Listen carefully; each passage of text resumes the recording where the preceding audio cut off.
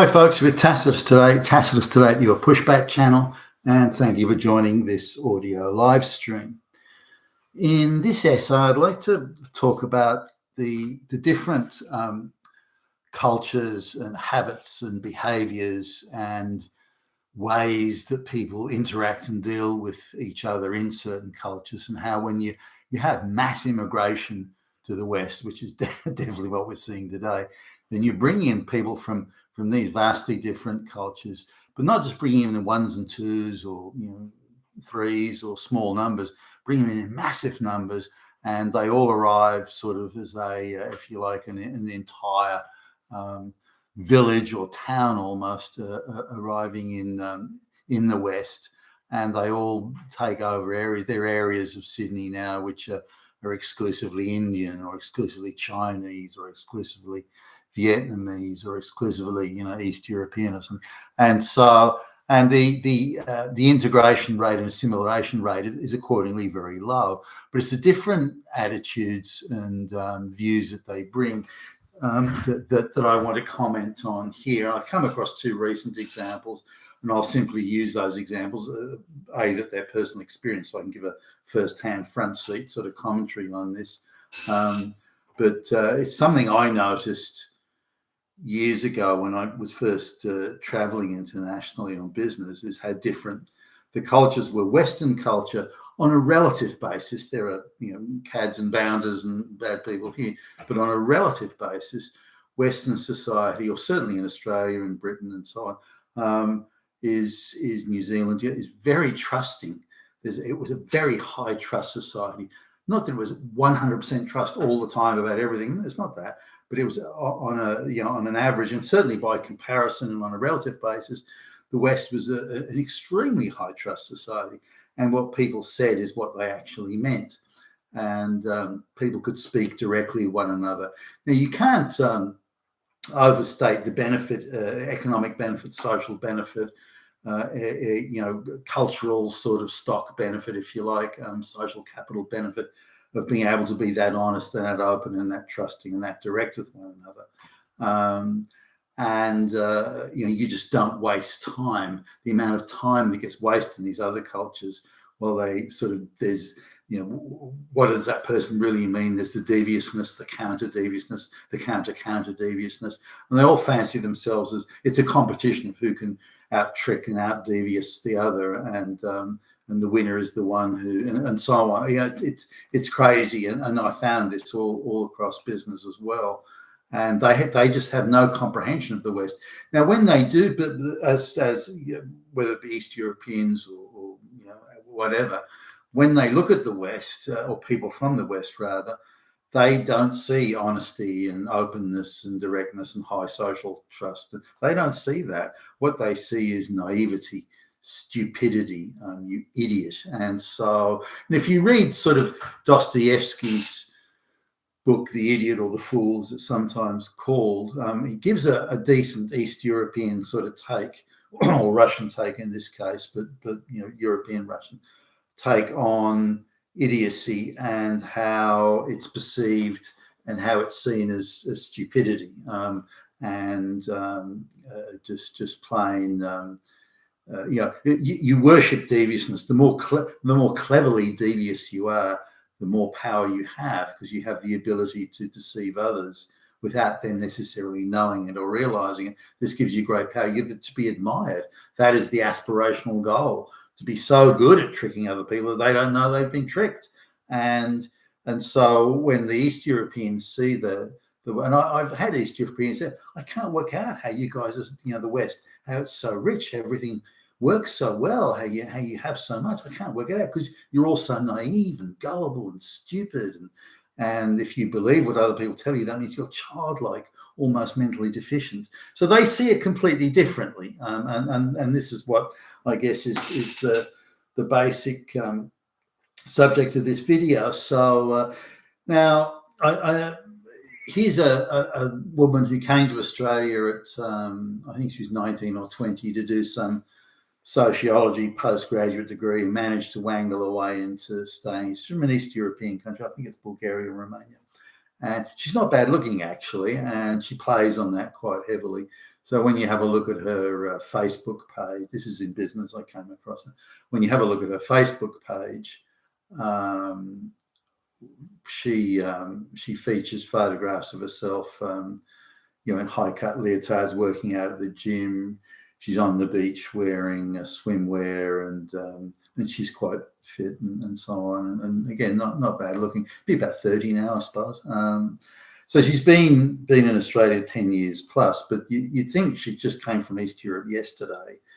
She's got that. Again, I've been around and done business with these people over many decades, and she's got that same rat cunning, street cunning thing that she defaults to immediately. As soon as there's a negotiation or anything, any sort of potential power or prestige or something at stake, she defaults bang straight to that, and can't seem to see. So what do I mean by that? Well, a simple negotiation. I mean, I wouldn't call it a negotiation. A simple transaction is maybe a better way of putting it. So the company she works for, she's been hired into quite a senior role in an Australian company.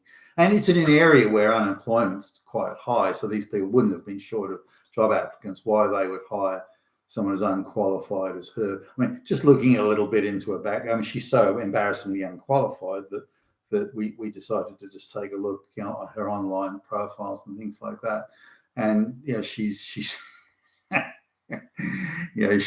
been like a barista and worked in a kitchen and she hasn't had a real fucking job. And then she got a job as an NGO, as an activist, a social media influencer, and that's it. That's the sum total of her work experience and some bullshit sociology degree. So from the looks of it, I'd say she's been how can I phrase this delicately? A hostess, giving pleasure to people with money and power and influence. I'd say that's what she's done part of the time as well to bolster the income. She just overplays the sexuality thing far too much, in my view. Not that East European women don't do that. Interestingly, she's got that sort of a sullen, I'm a wounded woman. You have to make me feel better. You big strong man. And she's got that manner that comes in every now and again, which is interestingly the ancient Romans commented on as the brothel keepers in Rome used to particularly pick those sort of East European women from that area of Eastern Europe, North Balkans type area, and they were the favoured prostitutes. The wounded girl look sort of thing. You have to pay me more when you fuck me, and that'll make me smile. But so this we're having a basic transaction, and she defaults straight to the East European methodology. So we just stated quite directly. All right, we're off. For example, I'll simplify it here. We're offering X, and it's $100. And instead of okay, all right, then instead of just taking that on board, she went into East European type. Yeah, you say that's what you say, but really that's a deception, a trickery, a piece of treachery. But I'm too smart. You're not going to get one over me because I know you really mean something else. So what do you really mean? Because I'm one smart motherfucker here. You can't out trick me, and I know you're trying to trick me, but I'm onto you. That type of thing, and you see straight away. And again, that's the East European gig. And I spent sort of quite a bit of time dealing with East Europeans, and they've got no concept of what to them everything you say is deception to try and deceive them and put them off, or say, look over here while I take something out of your pocket, or that's just how they perceive the world. Everybody does that. Everybody behaves that way. And if somebody comes across as honest and straightforward and direct, that's just because they're so good at tricking you. I mean, fuck these! You are so good because and they take that attitude, so they have to be even tougher to get on with. They see the best form of defense as attack and all this sort of stuff, which makes them look like these stupid amateurs. They think we, the Westerners, are the childish ones because we have trust and faith and these sort of things, and they have none of that. So they perceive us as the stupid ones, whereas I can look at them and say, you silly idiots. You've got no fucking idea what you're doing. You're just a bunch of two-bit fucking amateurs. Anyway, that's what this woman was doing. And to her, it's what is your trick? What do you really want? What are you really trying to do? You're trying to trick me, but I'm not going to let you. And it's a pathetic sort of way of doing business. And there's no one who's giving her any oversight to say, hey, you don't know what you're doing. You're acting like an idiot. Stop. Which I would. I mean, if she, not that I'd hire someone like that, but if I did, if she would have, I would pull her to one side. Hey, you're not an East European. You're not in East Europe anymore. This is how you conduct yourself here. You assume in good faith that they're acting in good faith. You act to them in good faith. And then you check and look at the information, make sure that what the competition's offering, or is the work of quality, or is it value for money? All these sorts of things. That's where you look at it, and that's where you'll discover the trick, if there is any. You don't discover it by acting like a fucking idiot and pretending and going through some ridiculous sort of dramatic process. Now they may like that and I want to make you crawl and bow down before me, and so I can get I can get off on on my power and this sort of thing. There's an element of that, I guess. But this sort of thing is, and that's just the East European thing. But this sort of thing indicates how these people bring their bad habits with them, even after coming here as a 19 or 20-year-old, and after 10 years here. And she's young enough at that age, I think, to at least make a decent change. She still has that real casting concrete East European view of things and interactions, and she brings that with her, and she can't seem to shake it loose and can't seem to get away from it. Now, I don't know whether she's a hooker for East European prostitute runners or pimps or something. I mean, that's a possibility. She's probably still hanging around. Well, not probably, she is still hanging around with the East European diaspora from where she comes from. That also probably keeps some of this in play.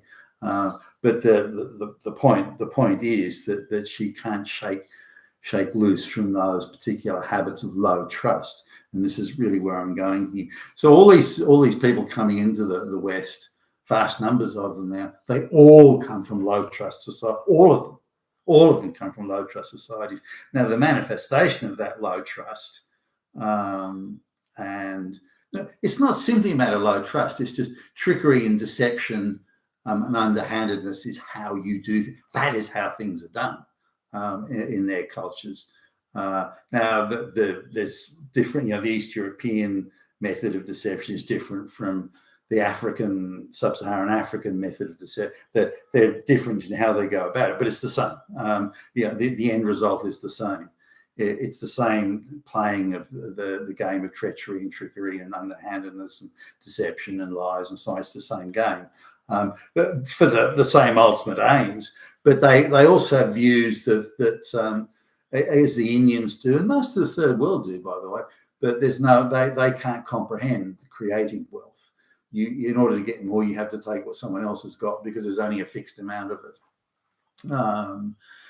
So these are they bring these sort of bad habits in, or different habits. I mean, call it bad. I do, because it's a low social trust. But when they come in and bring in these habits, it increases the cost of the social transaction, or for that matter, the financial transaction, because it becomes longer and harder and more complicated. And if they don't win every time, they bleat as they run around bleating like victims and demanding special handouts and special compensations. Now, as long as we keep merit and hard work and this and that, doing well in tests or working hard and so on, as long as we have that in the West, and it's disappearing fast, but as long as we have that, they can't measure up. That's not how you achieve things. You achieve things by cheating other people. So as long as merit is the determinant and results, and you got to produce results and that sort of chalk on the board and all that sort of. As long as that's the way to do it, the way to get ahead, the way to make money, the way to do well. as long as that exists, and again, it's disappearing fast, then they're at a disadvantage. So they're happy for it to go. I mean, I'll just close with this. I was talking to an Indian guy who's from the upper classes in India, and he was talking about how they want to get to everyone he knows wants to get to the West, the rich West, and get out of India and so on. Everyone he makes comments that sort of make you make your skin crawl. Everybody from India wants to go to the West, and I don't doubt it, by the way. And I tried to explain to him about, all right, well, why do you want to go to the West? Because it's rich. It's rich. I want to go to the rich West. There's so much there. I want to go rich. All right, then. Now let's suppose everybody, should everyone from the poor countries be able to go to the West? Yes, everybody. All right, then. Well, that means if all those poor people from the dirt poor basket case shithole countries all want to go to the West and go, that means the West will become poor, because you'd have to divide the wealth up between all those extra billions of people, and the overall wealth of the West won't increase at anywhere near the rate that the population will increase. Therefore, you're going to look at people that are maybe 1/10 as well off as they are today. So they're going to be far closer to what the wealth in India is right now.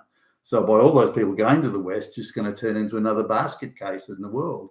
Another African failed state, or India, where you walk over dead bodies in the street without giving a sideways glance. That would be the outcome.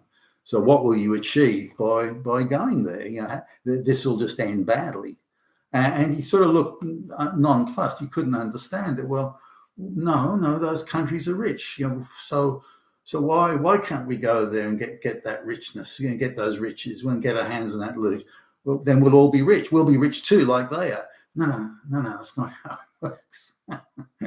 If you move 1 billion people into, I don't know, the United Kingdom or something, you move 1 billion people, then you're just diluting the wealth at a much faster rate than any new wealth would be created. And he just didn't get it. And he just seemed to not comprehend that at all. He assumed that the wealth per capita would stay static no matter how many people were there.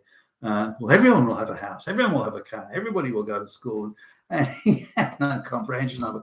But this is very much the third world or even East European thinking. The concept of wealth is you trick other people out of their wealth and you get it. And if they're stupid enough to be tricked out of it, well, too bad for them. You're just much smarter than they are, and therefore you deserve the wealth.